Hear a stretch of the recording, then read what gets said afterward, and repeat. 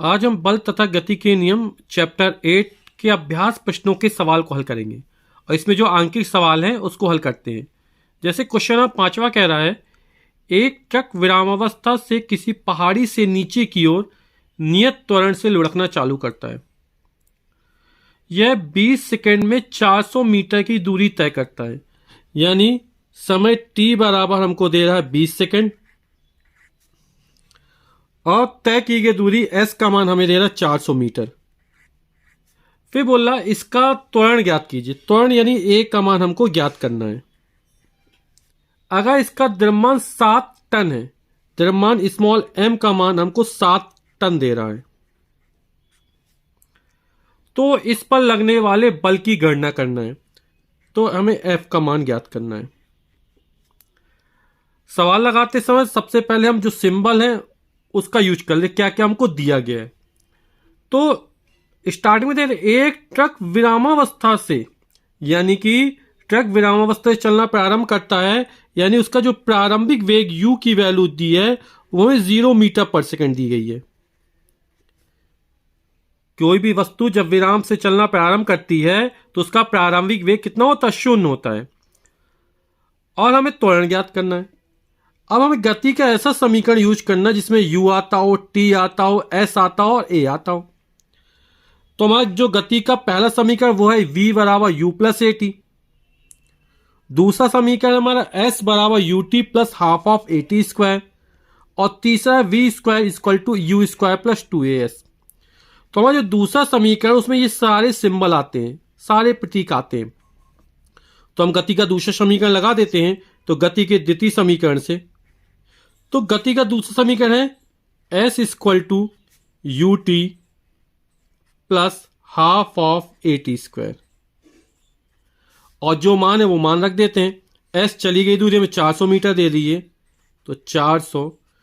प्रारंभिक वेग 0 है, समय 20 सेकंड लग रहा है, प्लस 1/2। त्वरण का मान हमको ज्ञात करना है और समय का मान 20 है, समय का मान 20 सेकंड है, उसका वर्ग कर दिया तो ये 400, 0 × 20 0 हो जाएगा, प्लस 1/2a और 20 का वर्ग यानी 20 × 20, तो ये हो जाएगा हमारा 400। तो 400 बराबर 400 में 2 का भाग जाएगा तो हो जाएगा 200a। अब a का मान निकाल, 200 इसके नीचे चला जाएगा तो a बराबर हो जाएगा हमारा 400/200, 400/200। 0 0 कैसे, 2 दूनी 4, ये 2 और त्वरण का मात्रा होगा तो मीटर पर सेकंड स्क्वायर। तो हमारा जो त्वरण निकल आएगा वो 2 मीटर प्रति सेकंड स्क्वायर निकल आएगा। अब हमें f का मान ज्ञात करना है और f बराबर हो m × a। ये हमें टन में दिया है। हम जो सवाल हल करते हैं वो एक ही पद्धति में होनी चाहिए, तो MKS में होनी चाहिए, CGS में होनी चाहिए, मीटर किलोग्राम सेकंड में होनी चाहिए। क्योंकि मीटर में सेकंड में है तो इसको किलोग्राम में होना चाहिए।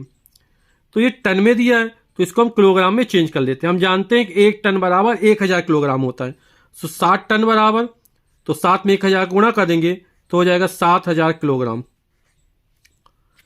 तो न्यूटन के द्वितीय नियम से F बराबर m × a होता है, तो F बराबर हो जाएगा हमारा ma। m का मान 7000 किलोग्राम है और त्वरण a का मान है 2 मीटर प्रति सेकंड स्क्वायर। तो 7000 में 2 का गुणा होगा, 7 दूनी 14000 हो जाएगा ये किलोग्राम मीटर प्रति सेकंड स्क्वायर। इसी को हम न्यूटन कहते हैं, तो हो जाएगा 14000 न्यूटन।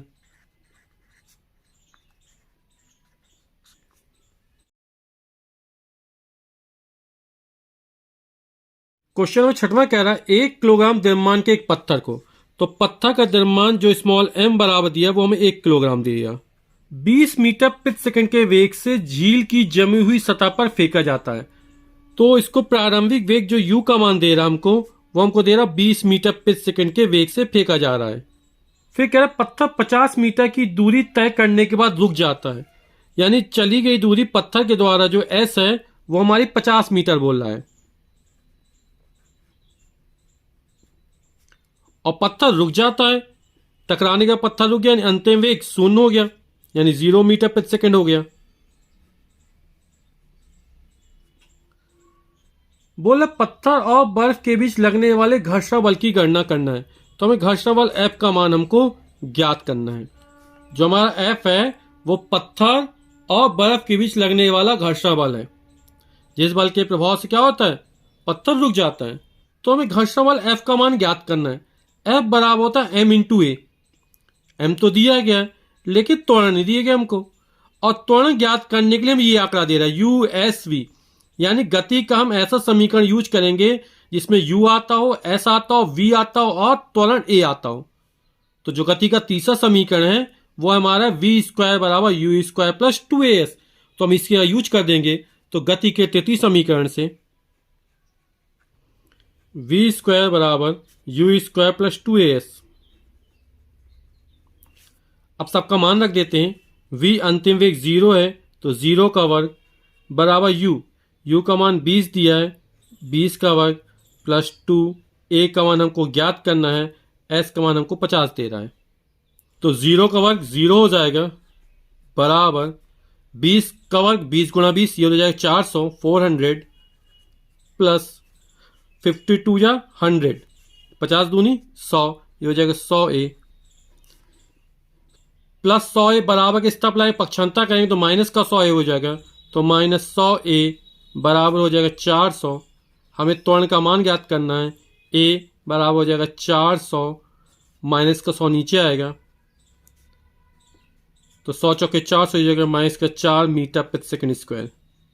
तो यहाँ पर माइनस चिन्ह आया। माइनस चिन्ह यह प्रदर्शित कर रहा है कि कण पर अवमंदन बल लग रहा है, यानी कण का वेग लगातार क्या हो रहा है, कम होता चला जा रहा है। प्रारंभिक वेग 20 मीटर प्रति सेकंड था और लास्ट में कितना हो गया, 0 हो गया, यानी वेग लगातार कम होता चला रहा है। इसलिए त्वरण का मान क्या है, ऋणात्मक आया है, क्योंकि इस पर लगने वाला बल कैसा है, अवमंदन बल है।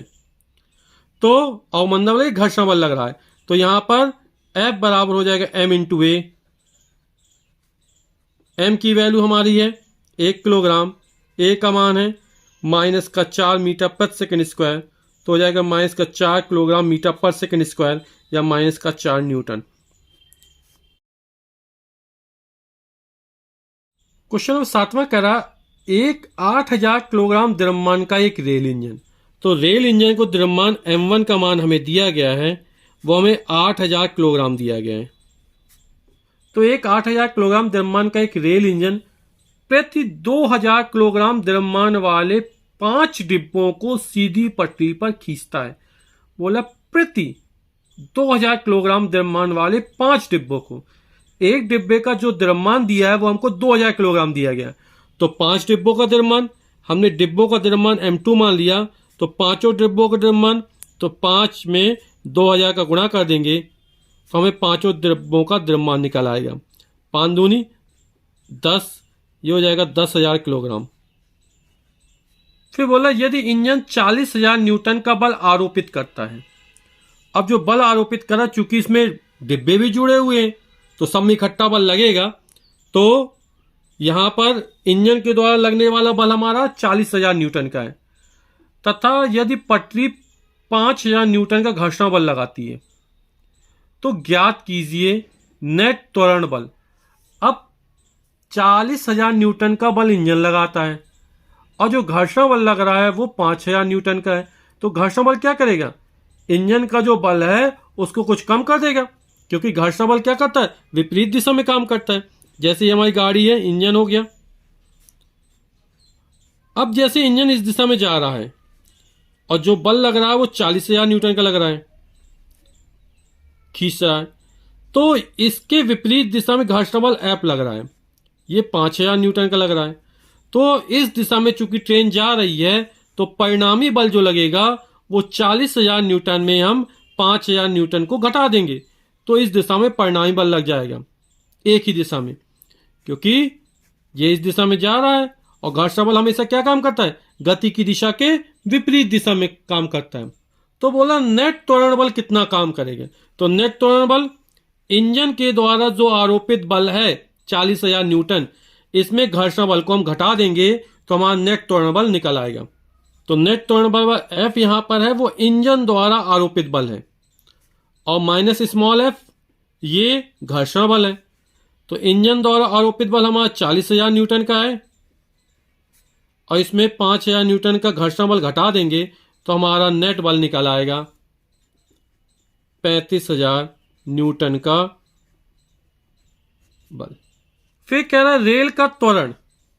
फिर क्या रेल का त्वरण ज्ञात कर। त्वरण ए बराबर हो जाएगा हमारा F/m। यहां पर नेट त्वरण बल हम F डैश मान लेते हैं तो हो जाएगा F डैश अपॉन m हो जाएगा हमारा।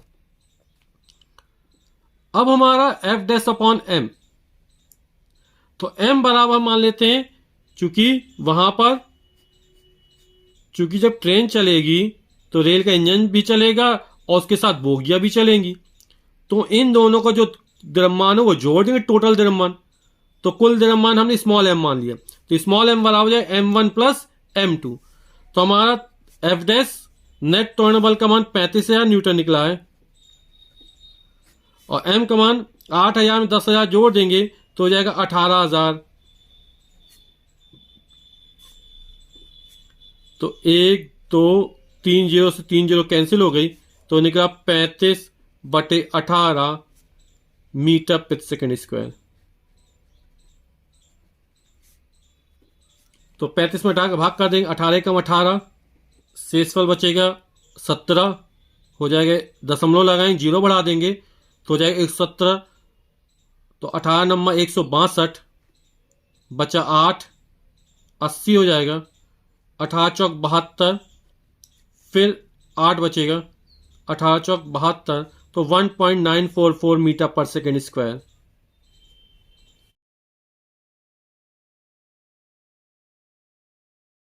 क्वेश्चन नंबर 8वां कह रहा है एक गाड़ी का द्रव्यमान 1500 किलोग्राम है, 1500 किलोग्राम है। तो गाड़ी का द्रव्यमान स्मॉल m बराबर 1500 किलोग्राम हमको दे रहा है। फिर कह रहा है यदि गाड़ी को 1.7 मीटर प्रति सेकंड स्क्वायर के ऋणात्मक त्वरण अवमंदन के साथ विरामावस्था में लाना है, तो जो त्वरण है वो ऋणात्मक दे रहा है, यानी वेग लगातार कम होता चला जा रहा है, इसलिए त्वरण का मान ऋणात्मक है, अवमंदन बल लग रहा है। तो 1.7 मीटर प्रति सेकंड स्क्वायर का त्वरण लग रहा है, ये माइनस है। त्वरण कैसा है? ऋणात्मक है,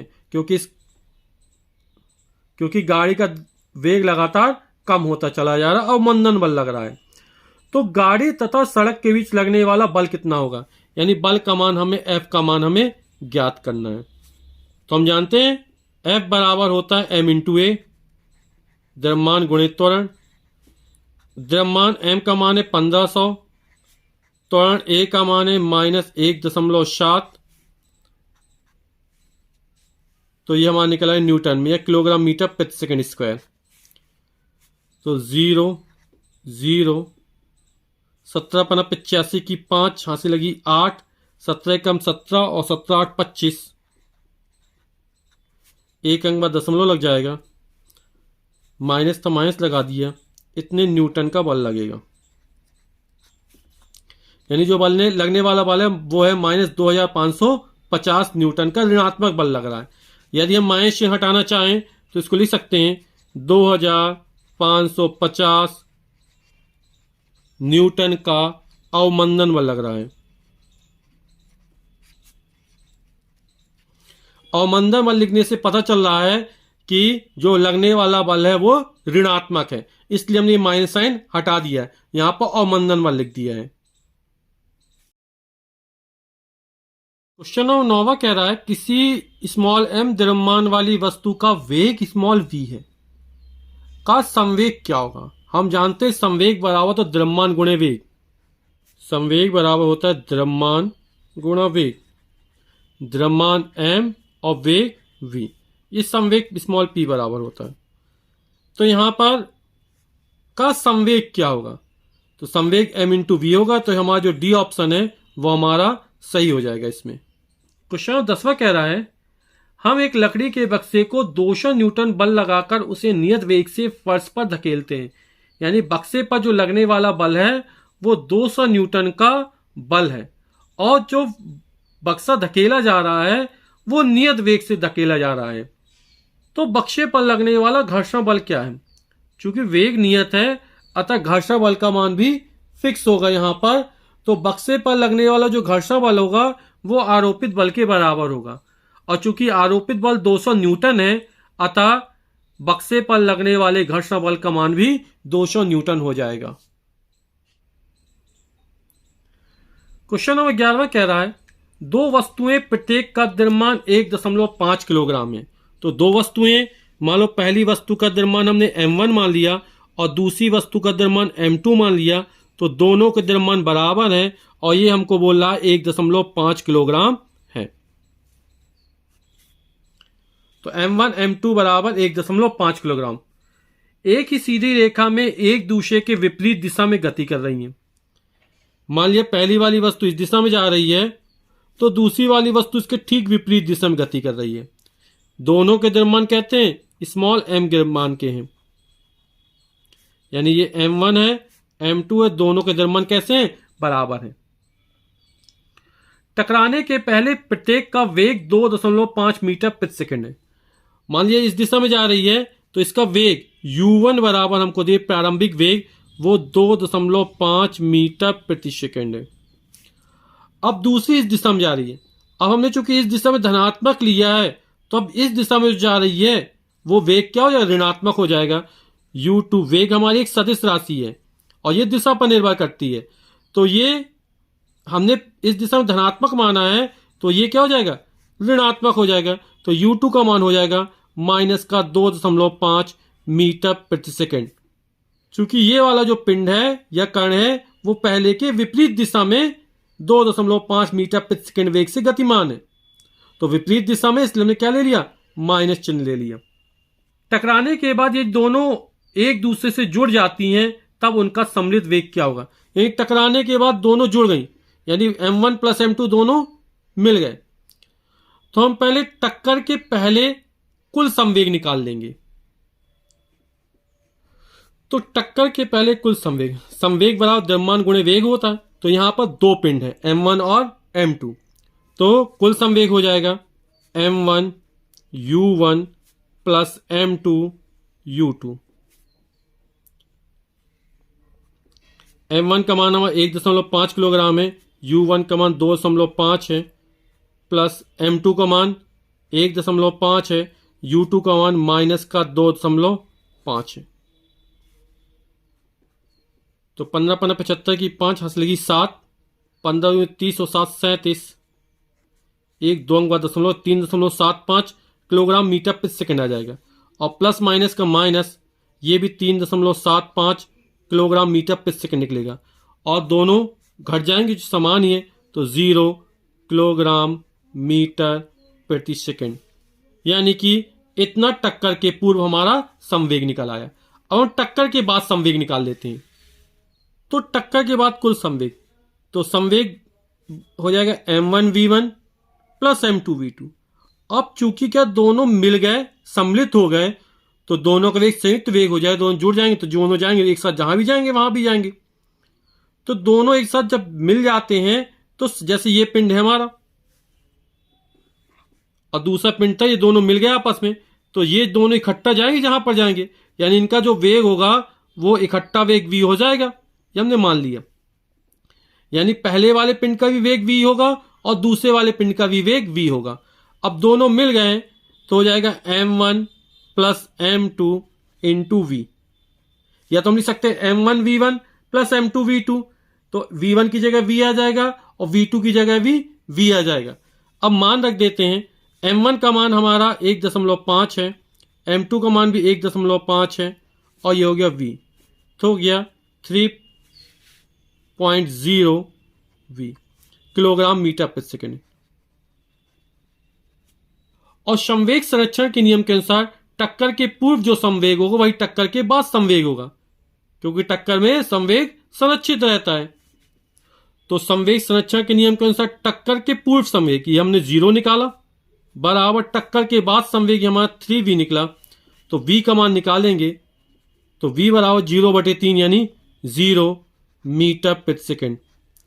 यानी टक्कर के बाद जो हमारा सम्मिलित पिंड है वो विराम अवस्था में आ जाएगा, उसका वेग कितना निकला हमारा 0, यानी क्या हो जाएगा? रुक जाएगा या विराम अवस्था में आ जाएगा।